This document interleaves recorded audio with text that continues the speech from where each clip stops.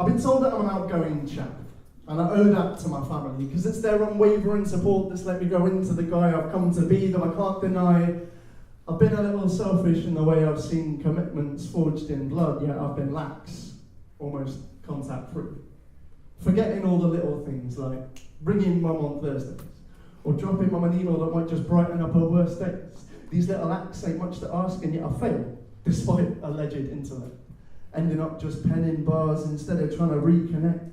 Too lost in life to ever remember family members' birth dates, so it's always bloody flowers. Interflora, they're my best mates. I guess I kind of wanted to try and pen an apology for all the things that I take for granted after all the love you've shown to me. And though I may not be the perfect son, please know that you molded me. The values and the principles that once you had bestowed on me, I hold those dear, still now. They're the foundations that I've built upon.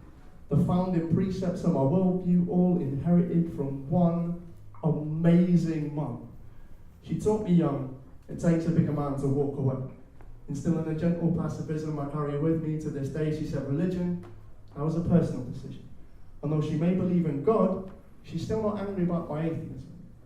But it wasn't until I flew the nest and met realities of rent and debt that I got enough perspective to really, actually, finally get why sometimes the answer, it had to be no.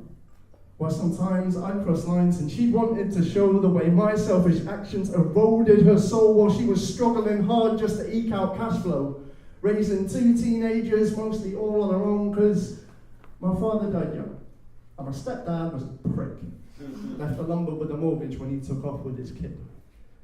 Now it was many years hence when my mother and me, we were hanging on the patio taking late evening tea. That's a mug, 2 sugars and some milk, you see. Complemented a spliff we just sparked perfectly. Because I've converted her in Amsterdam since it helps with her arthritic knee. Plus, smoking up with parents is just a giggle.